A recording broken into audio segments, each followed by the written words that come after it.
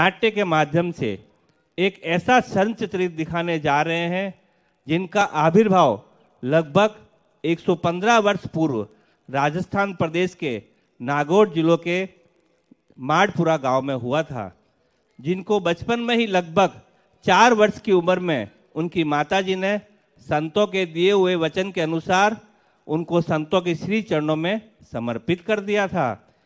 यह वही बालक था जो अपने अध्ययन काल में कठिन से कठिन परिस्थितियों का सामना करते हुए भी विद्या अर्जन में श्रेष्ठ विद्यार्थी बना। यह वही युवा सन्यासी था जो केवल निवृत्ति मार्ग का साधु बनना चाहता था, परंतु सेठ जी के एक कथन मात्र से अपना संकल्प छोड़कर अपना पूरा जीवन सेठ जी के निर्देश अनुसार बना दिया। ये वही युवा सन्यासी थे जिन्होंने सेठ जी के भावों की रक्षा करते हुए पूरा जीवन घूम घूम कर पूरे भारतवर्ष में सत्संग रूपी अमृत की वर्षा करते रहे। यह वही सन्यासी थे जिन्होंने सेठ जी के पौधे को अपना शांति सुखाय को छोड़कर वट वृक्ष का आकार दे दिया। यह वही सन्यासी थे जिनके मन में सिर्फ एक ही धुन थी कि जीव मात्र का कल्याण सुगमता से शीघ्रता से किस प्रकार हो सकता है। इसके लिए उन्होंने अनेक उपायों की क्रांतिकारी खोज की। यह वही सन्यासी थे जो सन्यास परंपरा की कठिन परिस्थितियों से गुजरते हुए इस शताब्दी के महान युग पुरुष परम वीतराग संत बने। ये वही महापुरुष थे जिन्होंने गीता जी पर कई असाधारण टीकाएं लिखी, जिनमें से एक टीका साधक संजीवनी के नाम से पूरे भारतवर्ष में गीता प्रेमी में प्रसिद्ध हुई। यह वही महापुरुष थे जिन्होंने कभी अपना फोटो नहीं खिंचवाया, कभी स्त्री व रुपयों को हाथ नहीं लगाया, कभी अपना पैर नहीं पुजवाया, कभी अपना शिष्य नहीं बनाया, कभी अपना आश्रम आश्रम मठ नहीं बनवाया और कभी कोई भेंट नहीं स्वीकार करी, अपितु केवल भिक्षा मात्र से अपना जीवन निर्वाह करते रहे। यह वही महापुरुष थे जो लगभग 102 वर्ष की उम्र तक अपने शरीर के स्वास्थ्य की परवाह न करते हुए अपने जैसे कलियुगी जीवों को सत्संग सुनाते रहे और सेठ जी का धाम व मां भागीरथ के तट पर अपने भौतिक शरीर को छोड़कर परम धाम की ओर प्रशस्त हुए। तो हमारे सत्संगी भाई बहन समझ ही गए होंगे कि हम किन की बात कर रहे हैं, हम किन महापुरुषों की चर्चा कर रहे हैं। जी हाँ, हम वो बचपन का अपना माता का लाडला सुखू, अपना गुरुदेव का प्रिय शिष्य सुखदेव और सेठ जी का प्राणों से प्रिय स्वामी जी ही आगे जाकर स्वामी राम सुखदास जी के नाम से प्रसिद्ध हुए। इन्हीं महापुरुषों की प्रेरणा से आज भी भारतवर्ष में हजारों लाखों सत्संग में लोग लगे हुए हैं और उनके दिए हुए भावों के अनुसार ही चलने का प्रयत्न कर रहे हैं। तो आइए नाट्य के माध्यम से पूज्य महाराज जी का जीवन चरित्र देखने का प्रयास करते हैं। ऐसे तो संतों का जीवन चरित्र अनंत होता है, उनके भाव भी अनंत होते हैं। यह तो एक तुच्छ प्रयास मात्र है। अगर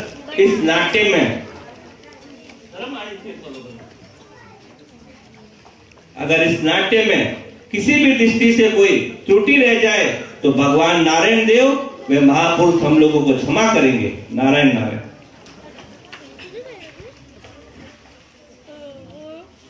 सुखू, ए सुखू, देख बेटा, इतना दिन तो मैं तेने खेत में ले जाती, पर खेत घणो ही आगू डाला। अबे तू ही बता, मैं थने लेन जाऊं कि पानी रो घड़ो लेन जाऊं? ठीक है माँ, मैं घरे ही रह जाऊं। थे पानी लेन खेत में जा, मैं घरे खेलतो रहूं। अरे वाह लाला, मारो सुखू तो घणो ही समझदार है, कितो शेणो छोरो है। अरे आओ बहन आओ, बैठो। देखो बहन, मैं तो खेत में मारे काम माते जाऊं और सुखू घरे एकलो है। थे इनो ध्यान राखजो, रसोई तो मैं बनान राख दूं, थे जिमा दीजो और ध्यान राख।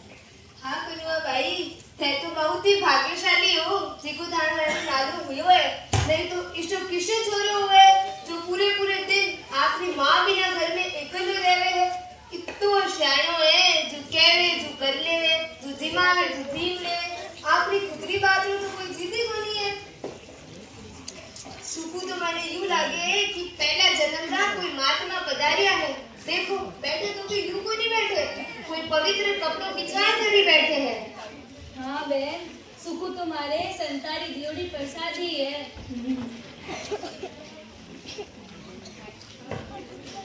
अरे सुखू, तू अटे क्यों आयो है रे? मैं भजन कराने आयो हूँ। अरे लाला, भजन कराने नहीं, भजन करने आयो यूं के। हालती तो इतना छोटो है वो कि ने ओए ध्यान नहीं पड़े। भजन करावनो खाई होवे, भजन करनो गाई होवे। लो बहन अब मैं चालू मारे मोड़ो होवे तो इनो ध्यान रखजो। हां ठीक है बहन, तो चिंता मत करो, मैं बीच-बीच में आने के निंगे करने से। ठीक है सुकू, मैं आऊं पाची। ठीक है काकी साहब।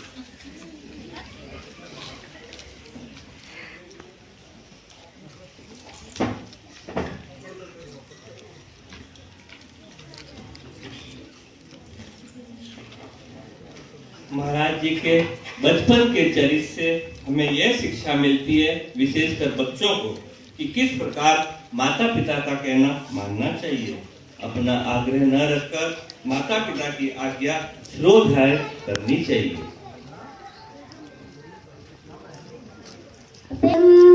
चलो थोड़ी माला फेर लो।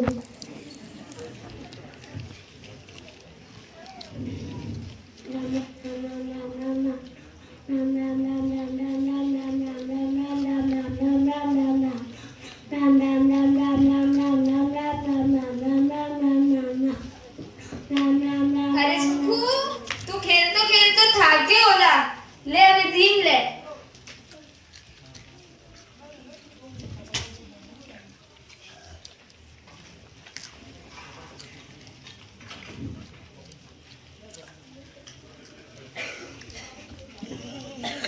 अरे ओ गई, तू माला भी फेरे है तेरी।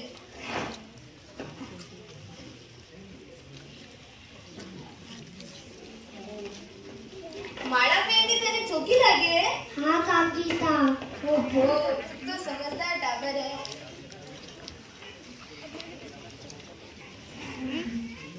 ठीक है, अबे रात घनी हुई की है, अबे मैं जाऊं। तू चिंता मत कर जे, तेरी माँ जल्दी आ जाएगी। अबे तू सो जा। ठीक है काकी साहब। ठीक है, मैं जाऊं। पति ने कहीं मारी होगी।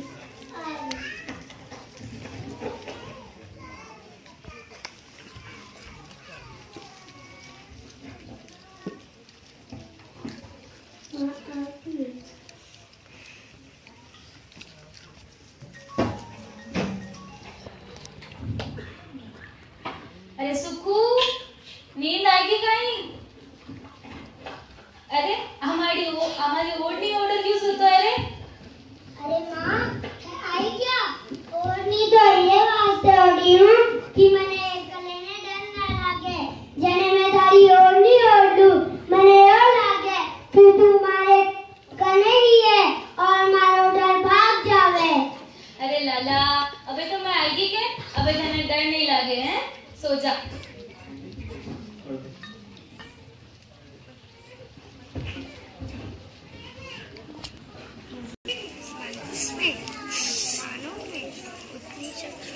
पूज्य महाराज जी के माता जी के भाई का नाम सदाराम जी महाराज था। सदाराम जी व उनकी पत्नी हरियाबाई दोनों ही संत बन गए थे। सदाराम जी ही अपनी बहन कुणबाबाई से महाराज जी को लेकर जाते हैं। इसके बाद का पालन महाराज जी का हरियाबाई ने बड़े प्रेम से किया था। यही 4 वर्ष की उम्र से महाराज जी का संन्यास जीवन आरंभ होता है। आइए हम सब मिलकर इस जीवन चरित्र को देखते हैं।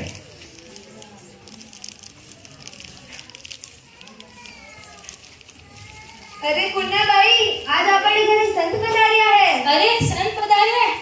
चालो चालो, उन्हें स्वागत करा। हाँ हाँ, चालो चालो। राम जी राम राम, जी राम, राम जी राम जी राम। राम। आनंद करो, मौज करो। पधारो।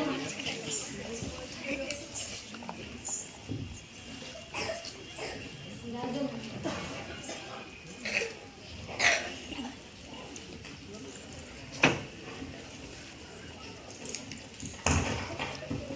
भाग बड़ा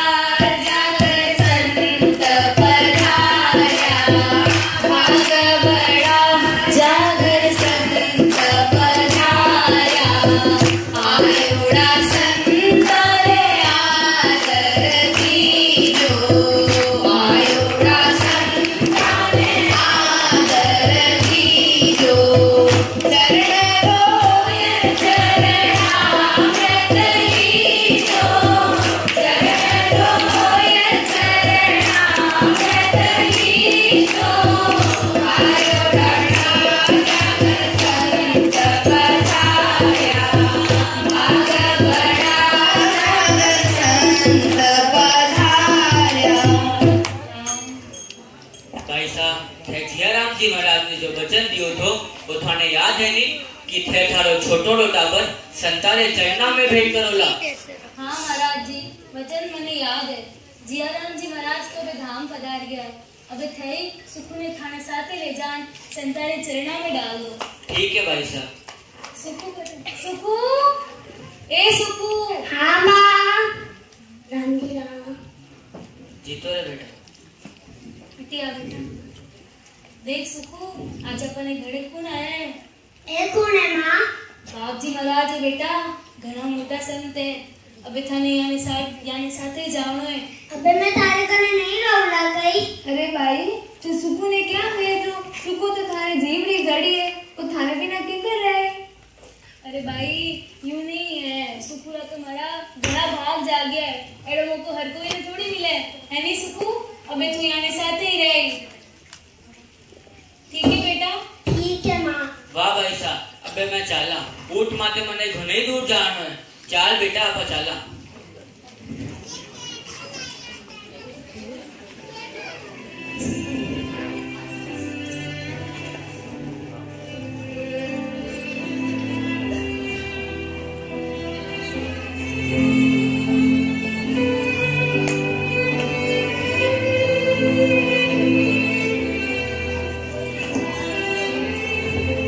देख सुखू, अबे तू संताने साथे ही रही के जीव में करे यूं ही करनो है। मारी हर आज्ञा रो आपने आपनो धर्म समझे है बेटा। जूत ते जाओ, जीव में कर ले।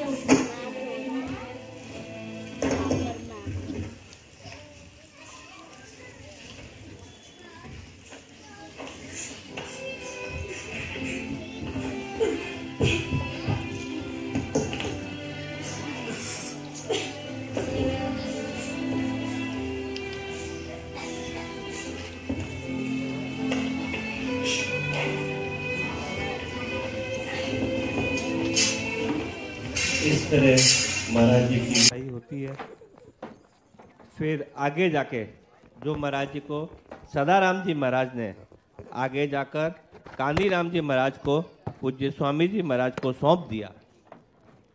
श्री कानीराम जी महाराज ने सुखदेव को शिष्य के रूप में स्वीकार किया और उन्होंने सुखदेव को विद्या अध्ययन के लिए संत श्री दिगंबरानंद जी महाराज के यहाँ भेज दिया। अब संत श्री दिगंबरानंद जी के यहाँ क्या होता है, आइए इसका अवलोकन करते हैं। मेरा ऑन कर दो। नहीं नहीं।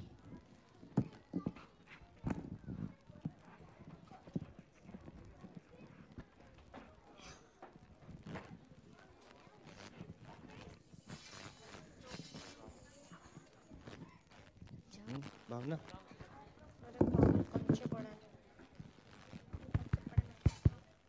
प्रणाम गुरुदेव।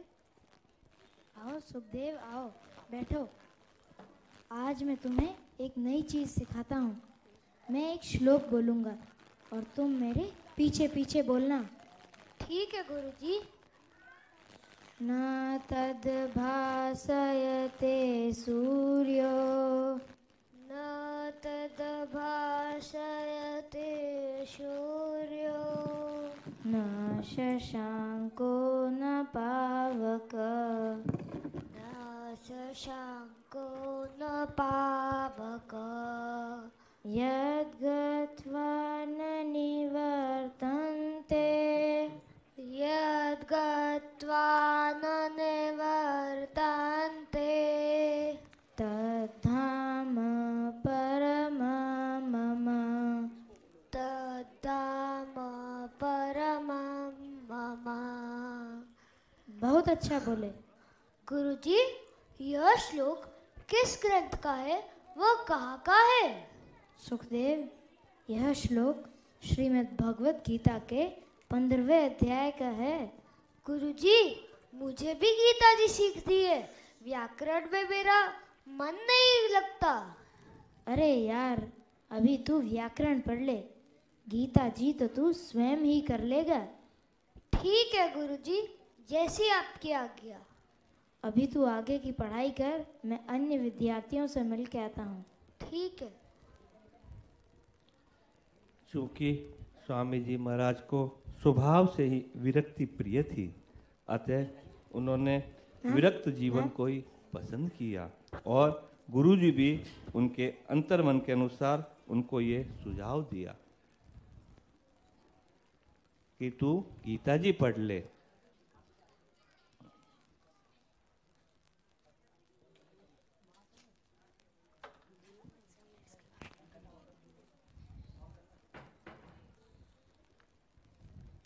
क्यों सुखदेव, पढ़ाई कैसी चल रही है? प्रणाम गुरुदेव। पढ़ाई तो आपकी कृपा से हो रही है और गीता जी तो मुझे स्वयं अपने आप ही याद हो गई। शाबाश सुखदेव शाबाश, मेरा सुखदेव बहुत श्रेष्ठ बनेगा। बड़े संत समाज में कोई भी बात अटकी होगी और उसका निर्णय न हो पा रहा होगा, वहाँ उसका निर्णय मेरा सुखदेव करने वाला हो, ऐसा श्रेष्ठ बनना। मेरा सुखदेव संत मंडलियों में सुशोभित होगा। सुखदेव, तू चाहे तो मैं तुझे मंडेश्वर बना दूं, फिर तू जहाँ जाएगा वहाँ आगे जाकर मैं तुम्हारा प्रचार करूँगा कि ऐसे ऐसे बड़े संत आएंगे। मुझे प्रचार करना बहुत आता है। नहीं गुरुजी, इन सब में मेरा मन नहीं करता। अरे यार, तो फिर तू विरक्त बन जा। हाँ गुरुजी, यही ठीक रहेगा। अभी तू पढ़ाई पर ध्यान दे। गुरुजी ने सुखदेव को विरक्त बनने का सुझाव दिया और महाराज जी को तुरंत ये पसंद आया। उन्होंने हाँ भी बढ़ दी कि मेरे को तो विरक्ति बना दो। अब आगे देखते हैं क्या होता है।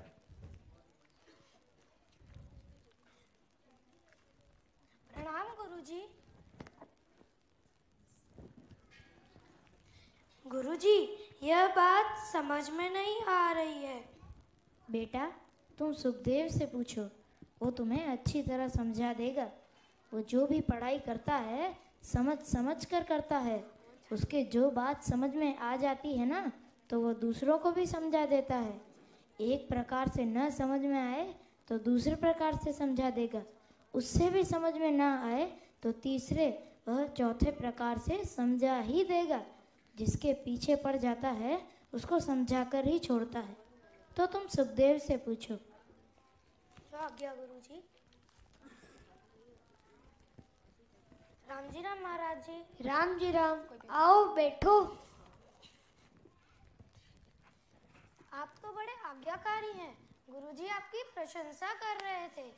आप गुरुजी की बहुत आज्ञा मानते हैं। नहीं नहीं, ऐसी कोई बात नहीं है।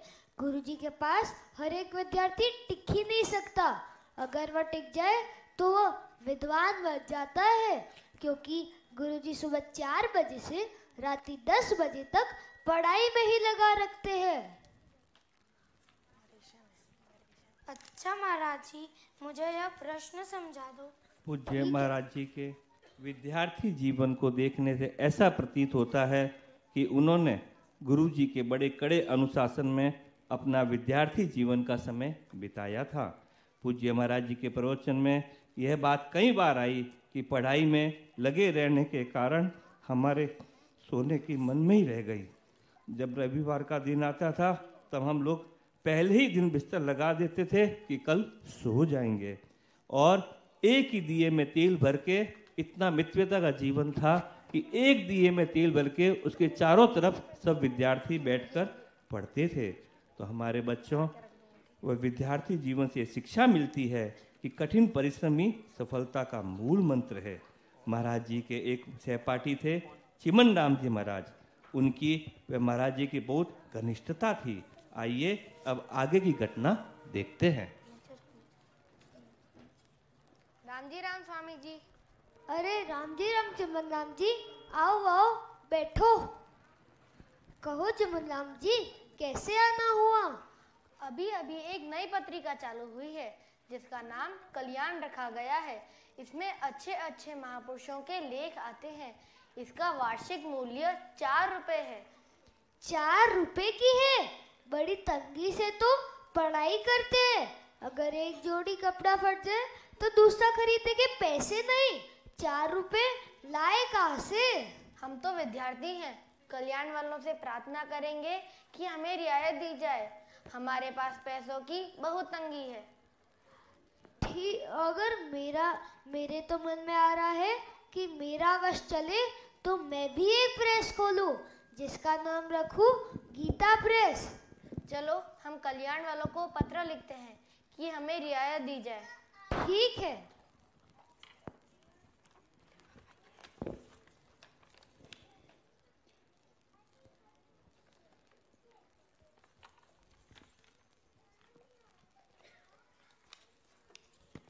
अब मैं इसे डाक घर में डाल के आता हूँ। ठीक है। जिस समय पूज्य महाराज जी के मन में आया कि मैं भी गीता प्रेस खोलूं, उस समय तक गीता प्रेस की स्थापना नहीं हुई थी। कल्याण पत्रक पहले मुंबई की एक प्रेस से निकलता था और उसके बाद में गीता प्रेस की स्थापना हुई। जब गीता प्रेस की स्थापना की खबर चिमन नाम जी को पता चली तो सबसे पहले यह खबर सुनाने पूज्य महाराज जी के पास आए। स्वामी जी, स्वामी जी। अरे आओ आओ चिमन राम जी, बैठो। कहो, इतने खुश कैसे हो? मुझे अभी अभी पता चला, भगवान ने आपकी मन की बात पूरी कर दी है। श्री जयदयाल जी गोविंदका ने गीता प्रेस खोला है। श्री जयदयाल जी गोविंदका के लेख पढ़ने से मेरे पर बहुत असर आया है। ऐसे लेख विद्या के जोर से नहीं लिखे जा सकते। लिखने वाले कोई अनुभवी है, हमें उनसे जाकर मिलना चाहिए। श्री गंभीर चंद जी दुजारी बोल रहे थे कि वार्षिकोत्सव पर श्री जयदयाल जी गोविंदका चूरू आने वाले हैं। गंभीर चंद जी ने आपकी व मेरी टिकट करा दी है। चलो अपन चूरू चलते हैं। ठीक है, अब तैयारी करते हैं। अच्छा महाराज जी, मैं भी चलता हूँ। ठीक है। इस तरह महाराज जी और चिमन राम जी की बात होती है और ये दोनों महानुभाव अब चूरू जाने की तैयारी करते हैं। चूरू में उस समय अभी भी होता है, वार्षिक उत्सव होता है चूरू में साल में एक बार। उस समय पूज्य सेठ जी वहाँ चूरू में पधारते थे वार्षिक उत्सव में। पूज्य महाराज जी व चिमन राम जी महाराज बीकानेर से बस द्वारा चूरू पधार गए। उस समय तक पूज्य सेठ जी चूरू नहीं पधारे थे। किसी पंचायती के कारण उनके आने में 3-4 दिन का विलंब हुआ। तब तक महाराज जी वहीं रुके रहे और उसके बाद आने के बाद सेठ जी के आने बाद महाराज जी और सेठ जी का मिलन होता है, जिसको अपन प्रथम मिलन देखते हैं कैसे होता है सेठ जी और महाराज जी का।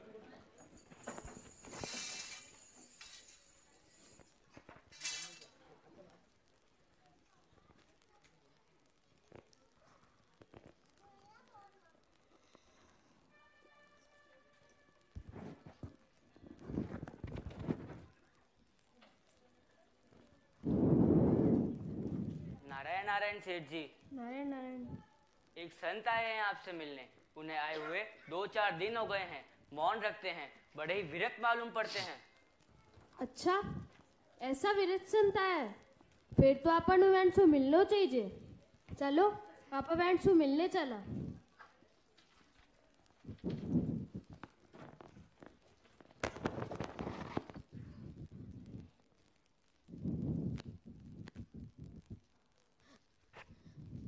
राम जी राम। नारायण नारायण। आओ आओ, पूज्यवर विराजो। आप भी विराजो। स्वामी जी, आप किसी जगह से पधारिया हो? मैं बीकानेर से आया हूँ। अच्छा, मैं तो आप संतोरा सेवक हा। मारे लायक कोई सेवा हो तो बताएं। पूज्यवर, मैं आपके लेख को पढ़कर उनसे प्रभावित होके आपके पास आया हूँ। आपके पास रहकर साधन भजन करना चाहता हूँ। स्वामी जी, हमारी तो यह इच्छा है कि आप गांव-गांव जाकर सत्संग सुनो। पूज्यवर, इन सब से तो मैं धाप कर आया हूँ। बहुत कथाएं कर ली, भेंट पूजा करा ली, रुपए रख कर देख लिए, चेले बना कर देख लिए, गाना बजाना भी बहुत कर लिया। इन सब में मेरी कोई रुचि नहीं। अब तो बस साधन करना है। स्वामी जी, सत्संग सुनाना भी साधन ही तो है। ठीक है, आप कहते हैं तो ऐसा ही करूँगा। अच्छा, बहुत बढ़िया। अबे कुछ दिन आपा अठे सत्संग कराला, अबे आप अठे ही विराजो। आप रे रहने की व्यवस्था ऋषिकुल में ही रहेला। अच्छा, अबे संध्या वंदन रो समय हो रियो है। रात्रि सत्संग रे समय फिर मिलांगा। नारायण नारायण। राम जी राम। पर्दा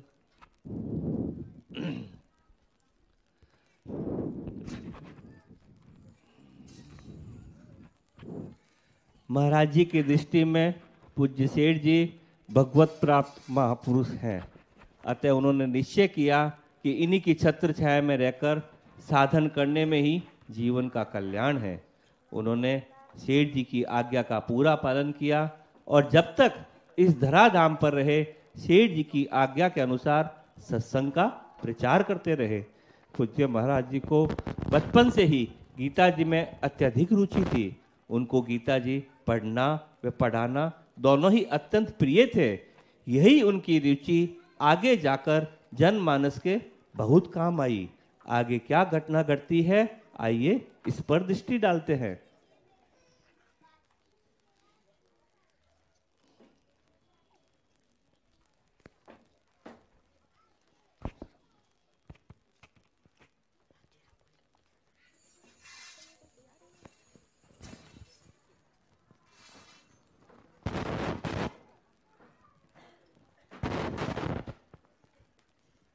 राम जी राम महाराज।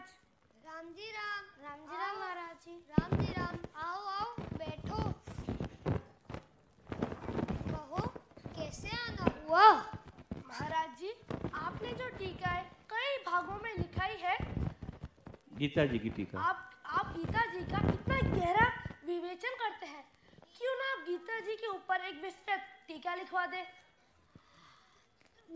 मेरे द्वारा गीता जी की संक्षिप्त टीका कई भागों में लिखाई गई है। आपने जो टीका है कई भागों में लिखाई है, उसको बहुत समय हो गया है। अब तो आपके नित्य नए नए भाव स्फुरित होते जा रहे हैं, क्यों ना एक विस्तृत टीका लिखवाई जाए। आप सबका इतना पक्का विचार है तो एक टीका लिखाने की कोशिश की जा सकती है, पर अपने को यह टीका विद्वता के आधार पर नहीं लिखानी, अपितु जीव मात्र का कल्याण कैसे हो यह भाव रखकर लिखवानी है। तो महाराज जी, अपन टीका लिखने का शुभारंभ आज ही से करते हैं। ठीक है।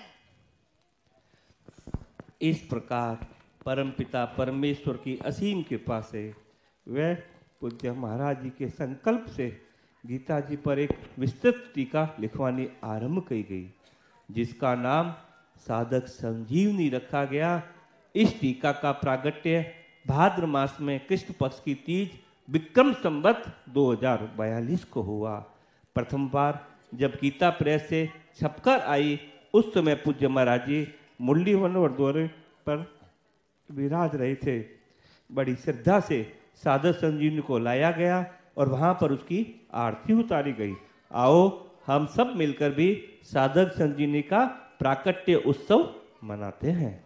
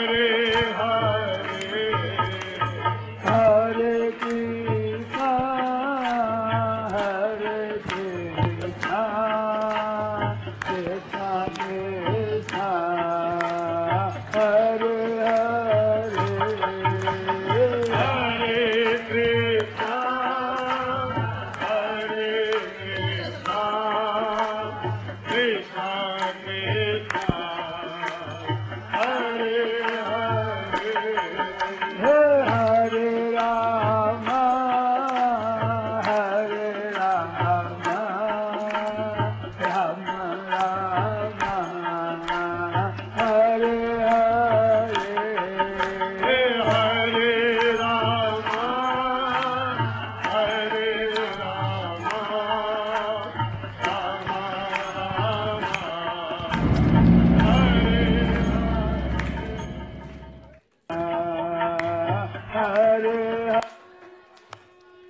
हम लोग भी साधक संजीवनी का प्रागट्य उत्सव मना रहे हैं। बच्चे पीछे से साधक संजीवनी ला रहे हैं।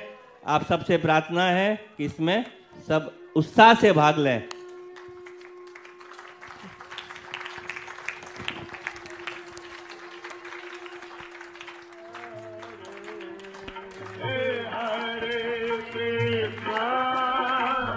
थोड़ा बीच में से रास्ता छोड़ दें, बीच में से रास्ता छोड़ दें।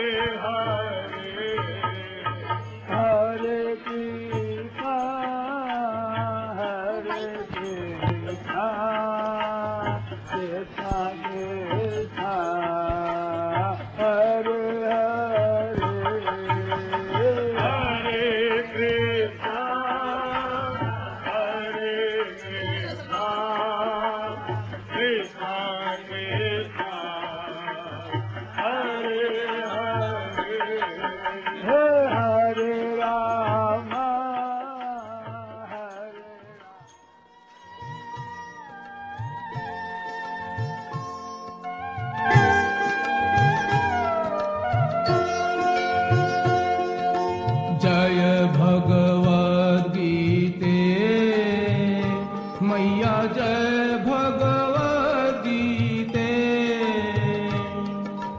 हरि हिय कमल विहारिणी, प्रभु हिय कमल विहारिणी, सुंदर सुपुनीते। जय जय भगवद गीते। दया सुधा बरसावनी, मातु कृपा की जय। मैया मातु कृपा की जय। हरि पद प्रेम दान कर, प्रभु पद प्रेम दान कर, अपनों कर ली जय। जय जय भगवद गीते। इस तरह से साधक संजीवनी का प्राकट्य हुआ। और जब महाराज जी धोरे पे थे तो हम लोगों ने देखा कि कैसे उत्सव मनाया गया। ऐसा ही उत्सव अपने जोधपुर में मना रहे हैं। अब यहाँ इसके आगे और चालू करते हैं। पर्दा लगा। साधक संजीवनी नामक गीता जी की टीका लिखाने के बाद भी महाराज जी को संतोष नहीं हो रहा था। उनका लेखन का कार्य श्री राजेंद्र जी धवन संभालते थे। उन्होंने बतलाया कि महाराज जी कहा करते थे कि गीता जी पर अभी और भाव लिखाने का मन हो रहा है और नए नए इतने भाव आ रहे हैं कि एक नई साधक संजीवनी और लिखी जा सकती है, लेकिन अब शरीर साथ नहीं देता है। फिर भी उनके कुछ भाव परिशिष्ट के नाम से बाद में साधक संजीवनी में जोड़े गए थे। अस्तु, जैसे पहले भी बताया गया कि पूज्य महाराज जी के एक ही धुन थी कि जीव मात्र का सुगमता से व शीघ्रता से कल्याण कैसे हो। जीवन के अंतिम दिनों तक वे इसी प्रयास रस में थे। उनका कहना था कि भगवत प्राप्ति के बहुत से उपाय अभी प्रकट ही नहीं हुए हैं। जैसे भौतिक जगत में